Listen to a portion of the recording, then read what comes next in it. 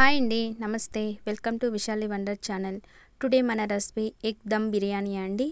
ఇంటికి రిలేషన్స్ వచ్చినప్పుడు లేదా గెస్ట్లు వచ్చినప్పుడు ఏం చేయాలని ఆలోచించకుండా చిటికెలో ఒక హాఫ్ అన్ అవర్లో ఈ రెసిపీ అయితే ప్రిపేర్ చేసేసుకోవచ్చునండి.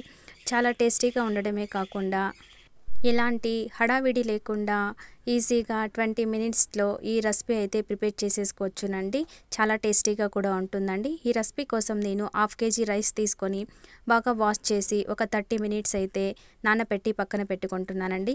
ఇప్పుడు ఒక బౌల్లోకి 4 గ్లాసెస్ వాటర్ వేసుకుంటున్నానండి. ఇలా వేసిన తర్వాత హోల్ స్పైసెస్ అన్నీ కూడా యాడ్ చేసుకుంటున్నానండి. బిర్యానీ ఆకు, మరాఠీ మొగ్గ, చెక్క, లవంగము, స్టార్ ఫ్లవర్, సాజీరా వీటన్నిటిని కూడా వేసి అలాగే కొద్దిగా సాల్ట్ యాడ్ చేసుకుంటున్నానండి. ఈ నీరు ఉప్పుగా ఉండేలా చూసుకోవాలండి. ఇప్పుడు ఫ్రైడ్ ఆనియన్స్ కోసం ఒక ప్యాన్లో 5 టేబుల్ స్పూన్ ఆయిల్ వేసి ఇలా స్లైసెస్గా కట్ చేసిన 2 ఆనియన్స్ వేసి బాగా గోల్డెన్ బ్రౌన్ కలర్ వచ్చేంత వరకు వేపుకుంటున్నానండి. ఒక సైడు వాటర్ మరుగుతూ మరొక సైడు ఇలా ఫ్రైడ్ ఆనియన్స్కి ప్రిపేర్ చేసుకుంటున్నానండి. చూడండి, మన వాటర్ కూడా బాగా మరుగుతూ ఉంది కదండి. ఇప్పుడు ఇందులో కొద్దిగా ఫ్రైడ్ ఆనియన్స్ అలాగే biryani masala 1/2 table spoon, onions fry చేసిన ఆయిల్ కొద్దిగా వేసి బాగా కలుపుకుంటున్నానండి.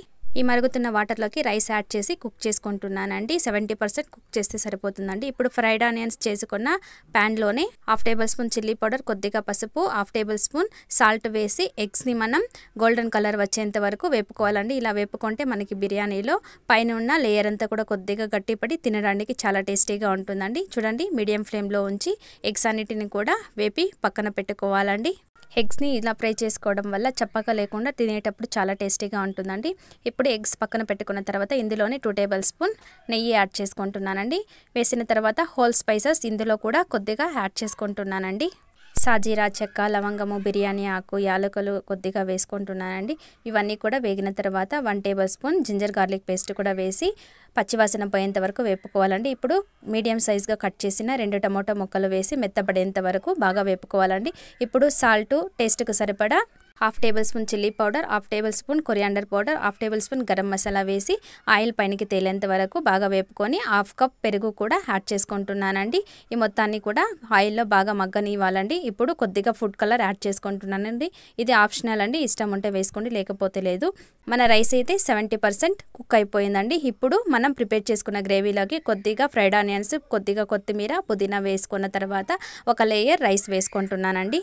రైస్ వేసాక ఫ్రెష్ చేయకుండా ఇలా జల్లించినట్లు వేసుకొని కొద్దిగా ఫ్రైడ్ ఆనియన్స్, మళ్ళీ కొద్దిగా పుదీనా, కొత్తిమీర వేసుకోవాలండి. మొత్తాన్ని రైస్ అంతటిని కూడా ఇలాగే ప్రిపేర్ చేసేసుకొని లాస్ట్ లేయర్లో ఇలా అప్లై చేసుకొని కొద్దిగా ఫుడ్ కలర్ కూడా వేసుకున్న తర్వాత మనం ఫ్రై చేసుకున్న ఎగ్స్ని పెట్టుకుంటున్నానండి. ఇలా మొత్తాన్ని కూడా సెట్ చేసుకున్న తర్వాత ఒక ప్యాన్ తీసుకొని ప్యాన్ పైన మనం ప్రిపేర్ చేసుకున్న బిర్యానీ పాత్రను పెట్టి దమ్ పెట్టుకోవాలండి. ఒక 7 to 8 మినిట్స్ దమ్ పెట్టుకోవాలండి. చూడండి, 15 మినిట్స్ తర్వాత మూత తీసి చూస్తే మనకి పర్ఫెక్ట్గా పొడిపొడలాడుతూ ఎగ్ దమ్ బిర్యానీ అయితే రెడీ అయిపోయిందండి. ఇప్పుడు వేడిగా పెరుగు రైతాతో సర్వ్ చేసుకుంటే సూపర్ టేస్టీగా ఉంటుందండి.